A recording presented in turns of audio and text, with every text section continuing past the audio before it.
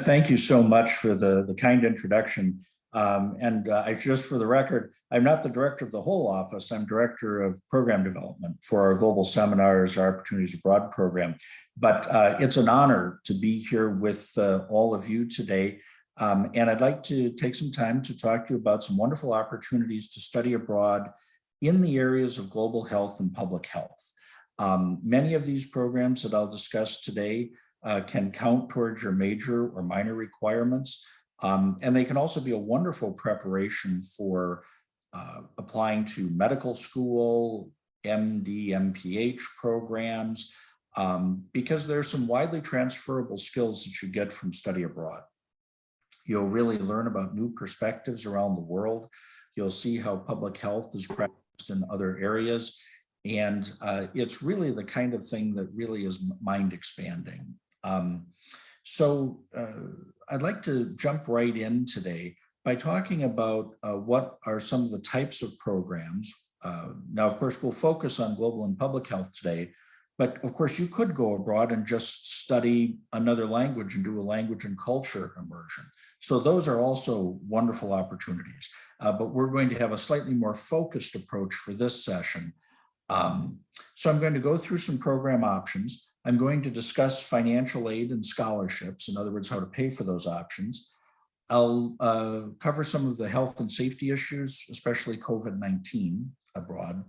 And then we'll talk about some next steps. How can you research programs, set some goals for the type of program to help you select one, and where can you get more information about it, who can you speak with?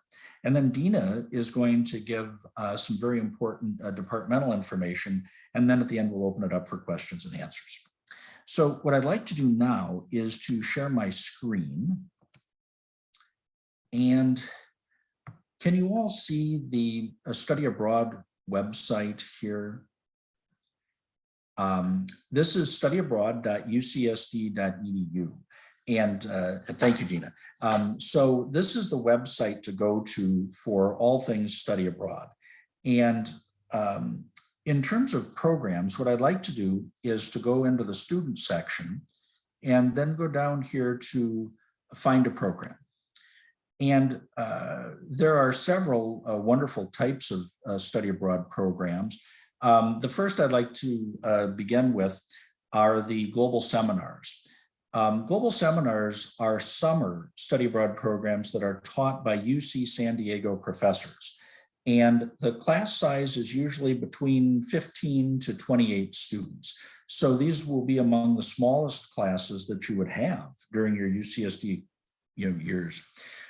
We wanted to create a small college experience with a great professor and do it abroad. So that's why we built global seminars starting 14 years ago. There are many really good programs here, but there are just a few that I'd like to really highlight for you. And we'll just go into the website here. And if we go down to the map, this is an area where you can select a program. And you could pick by location, and we have 22 programs all over the world. But you could also pick by category area. And we have both public health and global health, and there's a fair amount of overlap between both. So, but I'm just going to select. And then you'll see some of them. So I just want to take a moment with each. The first you see here is our Drugs, Behavior, and History of Medicine program in Athens, Greece. This is taught by Professor Stefan and Agnes Staros during summer session 1.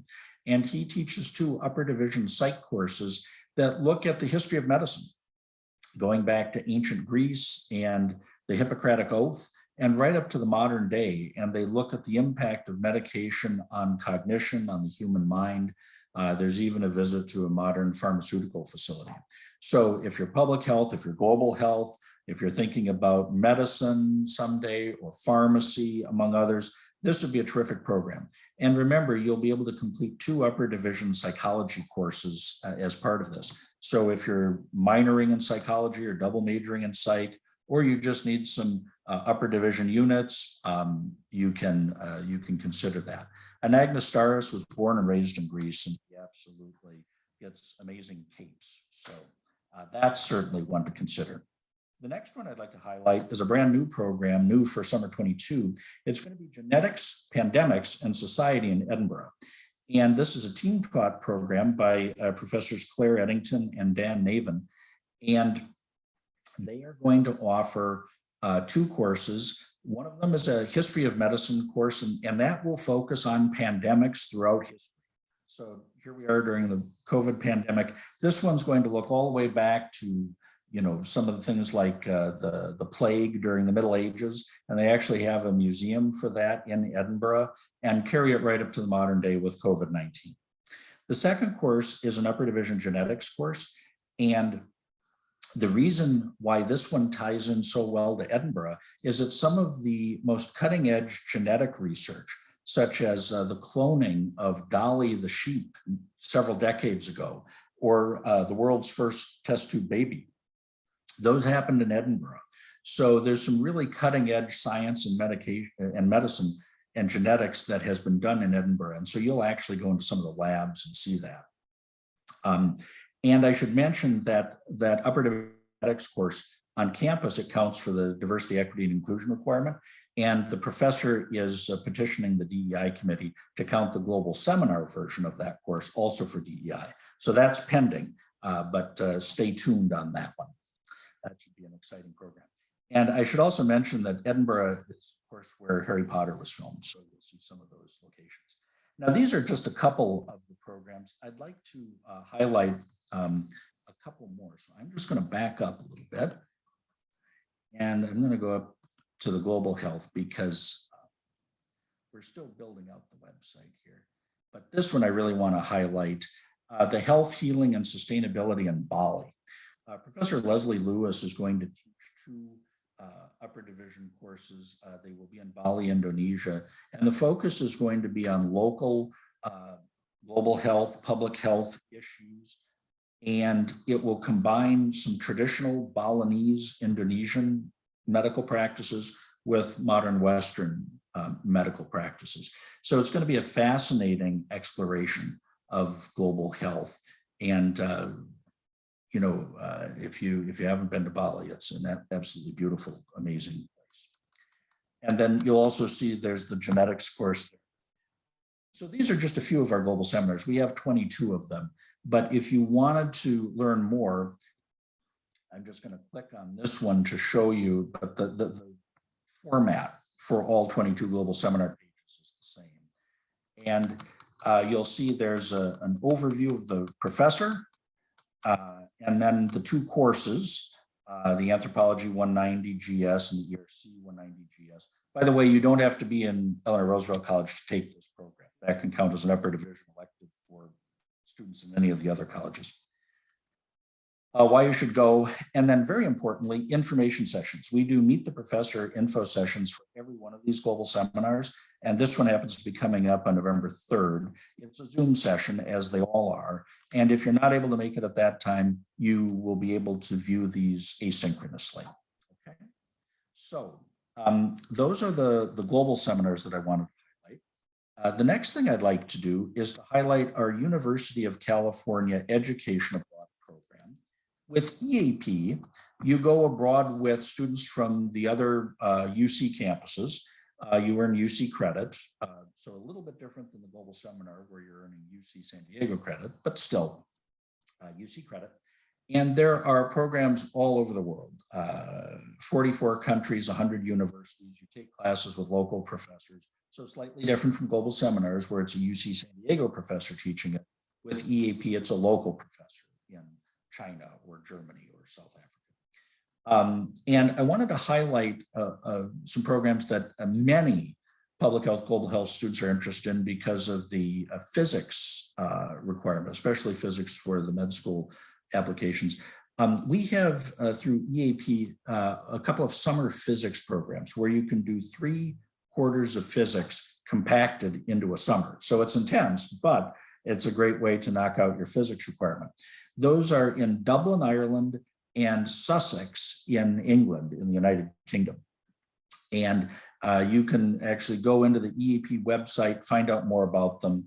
And I should mention that the application deadline for those summer physics programs is January 3rd, 2022. So that leads me into the point. It's always important to start early, at least 6 to 9 months in advance, because many of these programs have early deadlines and whatnot. And it also, if you decide this is a program you want to do, you would speak with Dina if you're public health, or with Aaron if you're global health, as well as your college advisors and, a member of our study abroad team, to plan it into your 4-year graduation plan. I should mention that with global seminars, we'll start taking applications November 1st on a rolling basis until March 1st, or until the program is filled. So. And then the next one that I want to highlight, and again, these are just highlights. There's other programs, other locations, but we just have limited time. The Opportunities Abroad program. We know that EAP and global seminars don't go everywhere. They don't do everything. So we have a network of partners around the world where you would take rigorous courses that would transfer back to UCSD, and then the requirements can count towards major, minor degree requirements. And when you go on to graduate school, the credit would follow you to graduate school. And then let's say you apply to Harvard Medical School, Harvard will then create an overall college GPA based on all the transcripts, and they average the grades together to create a med school GPA for you, for example. So the one that I wanted to highlight, and let me see if I can bring that up here. Yes. The program that I want to highlight for OAP is through the School for International Training. We call it SIT. And SIT got their start almost 50 years ago training Peace Corps volunteers to prepare for their assignments overseas. So they go to many locations throughout the world. A lot of them are in the global south. You'll see here several public health, global health programs throughout Africa, for example. The Middle East, India, Latin America. So lots of good public health focused programming. And I don't have time to go into all of them, but this website, the sit.edu, is a great option. But I want to highlight one in particular. Because of course we've been going through the global pandemic, and we've all heard a lot about the World Health Organization, which has an impact on every single country in the world, everyone on earth through their work. And we know them, of course, through their policies on COVID, but they do so much more than just COVID. I've sent several students to Switzerland, which is the headquarters for the World Health Organization, and they absolutely incredible experiences. Usually they'll go during, let's say, a fall semester. And it's important to know that the rest of the world's on the semester system, not the quarter system. So most students go during fall. They start earlier in August and they finish up in December. So, and you actually would earn more units during a semester that's 15 weeks long than you would during a quarter that's only 10 weeks long, because it's based on time of instruction. So it's a little more like the Berkeley calendar, if you've got a friend at Berkeley. And I've sent students on these programs. You'll take public health courses, and then you also have the opportunity to do some research or internships. One of my students met a professor who was teaching at SIT with the connection to World Health Organization, who had done research for World Health Organization, as well as the Centers for Disease Control in Atlanta, CDC. And one of her professors here at UC San Diego knew this professor who was doing the SIT program. And so she was in touch with all of them. And then she was actually setting up an internship with CDC while she was studying abroad. It was an amazing experience. The student came back and just said wonderful things about it. We were able to transfer all the courses back, and it worked out really well for this particular student. So that's one. I can also tell you that I've sent several students to, now this one in particular, I think is really good for some of the research elements, but if, to another one that does some field work, it's through an organization called the American Institute of Foreign Study, AIFS. And I've sent several students through this program to Costa Rica. And they have a wonderful program in Costa Rica again, it's a fall semester type program. You can take a medical Spanish course. You can take your other courses in English, looking at public health and culture in Costa Rica. And you can see the website, aifsabroad.com. And what you would do, you could just go down here to location, click on Costa Rica. Of course, it's amazing. And then, you can choose your program here. So, if we were looking ahead to fall 22,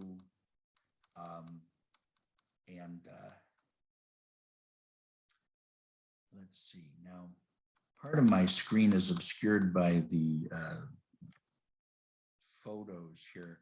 I may be looking at the general one. Let me back up and try to find the global health themed program. Sorry, I'm not finding it right off the bat. Let's see.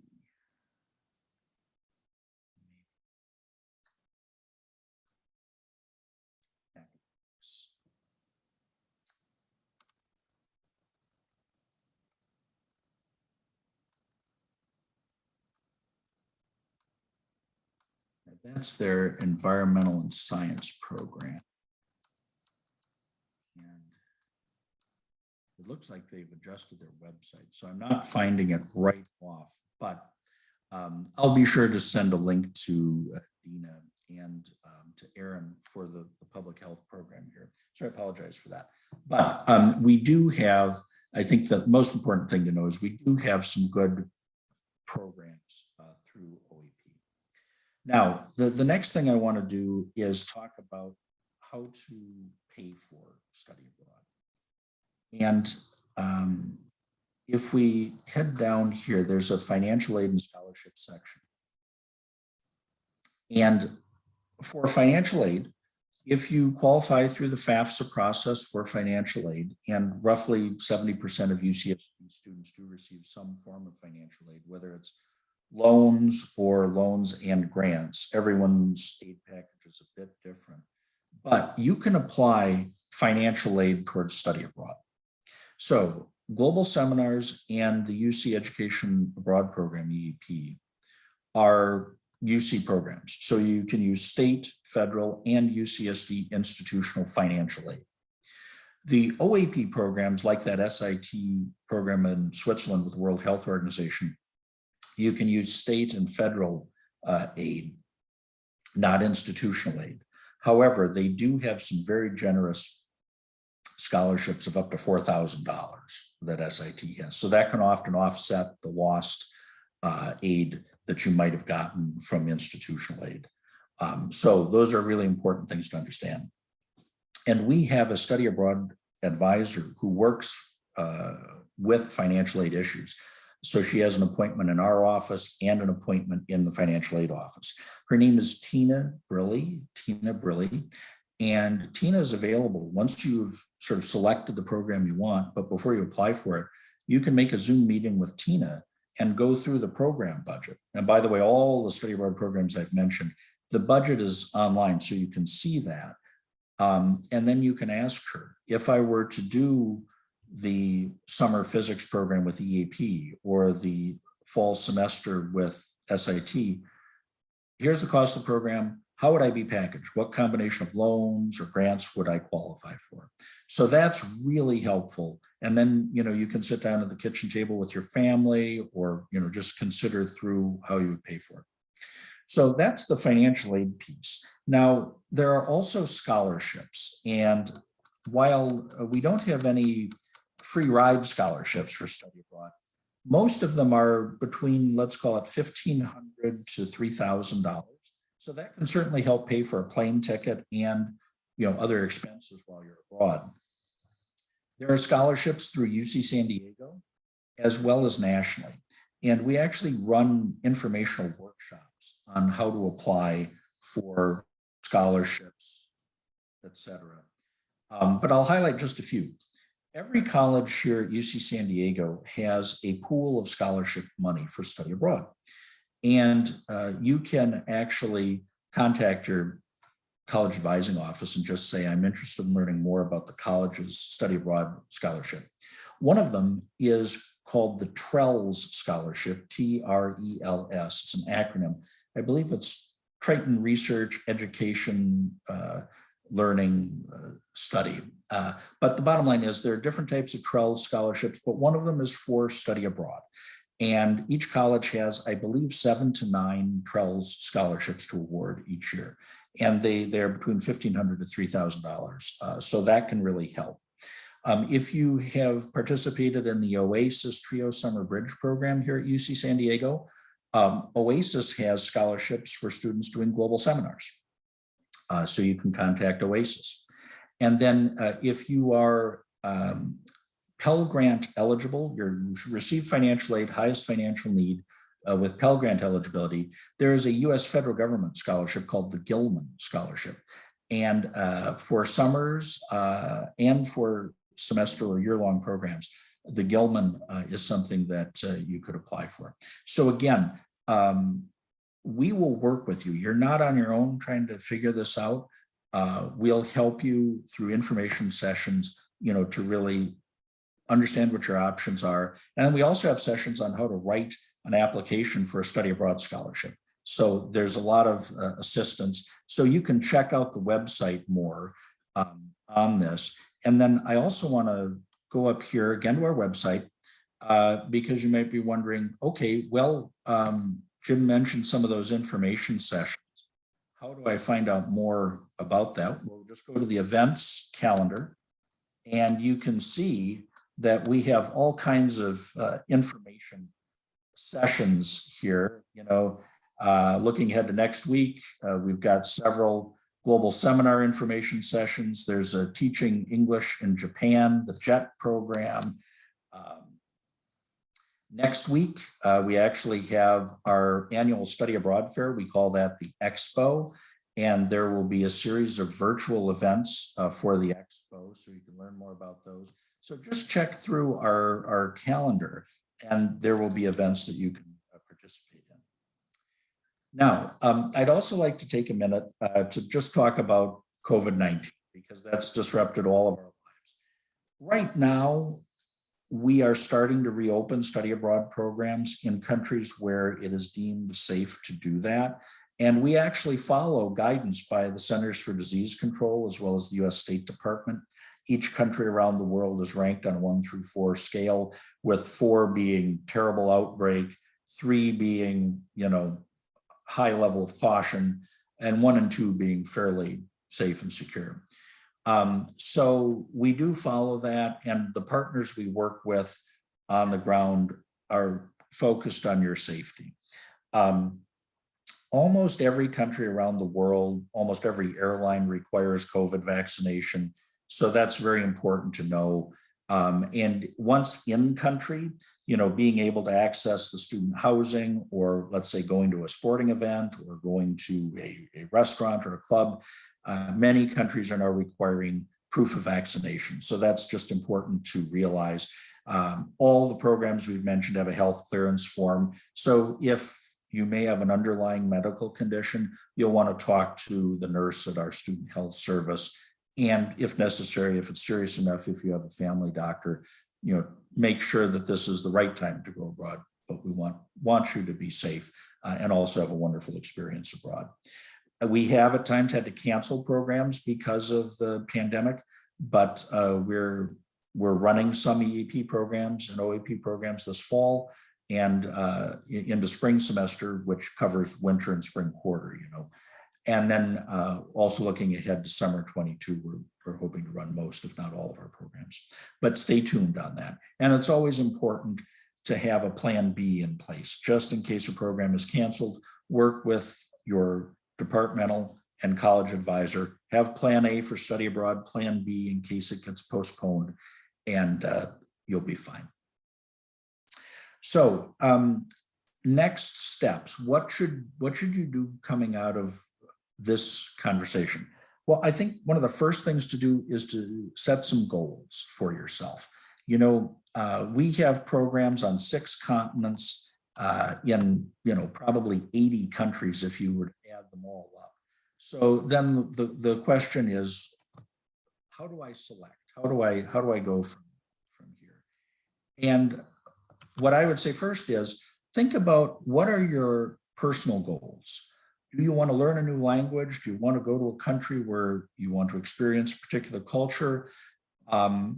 Academics. Do you want the courses to count towards your major or minor? Let's say global or public health, which is what we've talked about today. Or do you want to do something very different? Do you want to learn how to speak Mandarin Chinese, right? Do you want to do a language immersion program? All of those are valid and wonderful to do, and they can be planned into your four-year graduation plan. So you want to set your goals. Is this going to help you towards your career? Do you want this to be, maybe you want to work with Doctors Without Borders someday, and you really want to get a look at global public health. Well, several of the programs we've mentioned here would help you do that. So those are the big picture, set your goals, then explore the programs. And that's where you would go in on our website into the Find a Program section and do some reading. And you don't have to narrow it down to just one program. You can actually have a short list of programs. And then from there, you could attend information sessions like those Meet the Professor sessions for global seminars. You'll learn more about it. And then you could schedule an appointment to come in and meet with me. I'm the Global Health and Public Health Advisor in Study Abroad. If you wanted to do summer physics, we actually are filling a position right now for the Study Abroad Advisor who will be talking about that one. We'll have that person in place in early November. So you'd simply be able to contact our office, and the virtual remote advising services are listed here in this section. And you can actually, and I should just go up here, you can contact our virtual front desk and make an appointment and say, I'm a global health major, I'm a public health major, and I really want to talk about the global seminar in Bali, or I really want to talk about that SIT program with the World Health Organization. And then they would have you meet with me in a Zoom, for example. So the important thing is to really start early. Most of these programs you want to start at least 6 months, but ideally 9 months or more in advance, so that we can meet the early application deadlines. Study Abroad always has very early deadlines, long lead times. And also very importantly, so that you'll know the classes you're going to be taking before you get on the airplane. So you can meet with your advisors in your department, in your college, to plan them into your four-year graduation plan before you get on the airplane. And that's actually why our Study Abroad students have a better four-year graduation rate than the overall campus population, because there's so much careful planning that goes into Study Abroad that, of course, while you're doing that, you're also there, so you might as well plan everything else out too. So that's one piece. But I think the other reason why students tend to graduate a little bit sooner is because Study Abroad is such a transformational activity. Many students come back and say, this was one of the most important things I've done in college.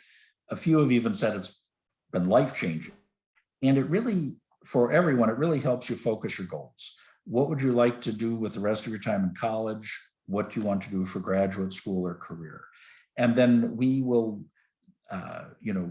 do information sessions with the Career Services Center on how to internationalize your resume and to talk about the international experience in a job interview or a grad school interview. So after you come back, you can be working with us in the Career Center to really update your resume so that it isn't just a summer or a semester experience that was wonderful, but it's really something that goes on and really helps you at the next stages of your applications to graduate and professional programs and in life. So that's a lot of information very quickly. And what I'd like to do now is turn it over to Dina Rogers, and she's going to be presenting information from both departmental perspectives. And then we're going to open it up for your questions. Dina? Thank you. Hello, everyone. So I wanted to really quickly, and I'm going to pull it back up. Aaron apologizes for not being able to be here today. There was a conflict, but this is a joint event with global health and public health students, as the opportunities are basically the same for all of our students. But we do understand that these requirements do get applied differently depending on if you're a public health or global health student. So I'm going to do my best to cover the information that Erin provided me, but I just want to emphasize I am not a global health advisor, so you will need to check in with Erin if you have any questions. So I'm going to start. So depending on if you are, let's put this as a full screen, public health or global health, our website has information about study abroad and how those courses or programs can apply towards your major. So please check that out. I also want to just really quickly, I know Jim covered global seminars. Public health has all of the global seminars that have been offered in the past and are current on our website, and specifically list out what classes they will count towards. So just to kind of really quickly show some overlap. So he had mentioned, Jim had mentioned that there was a new, where did it go? Opportunity, did we not? And I didn't actually list this one. Okay, so there is an anthropology opportunity that Global Health accepts that is in Bali, and you can see that's the ANSC 105 Global GS and the 125 GS. And so for Global Health, these are the three that Erin highlighted. I don't think that these are the only ones that apply to global health, but these are the newest ones that might be offered this upcoming summer. But then if we look at public health, we can see that the 105 counts towards public health major requirements, and then 125 is going to count towards requirements to your university. So depending on the major that you are declared in, will have slight differences in where the courses are being applied, as the major requirements are different, but they can be applied. So both of those are on our website, so you'll want to check that out.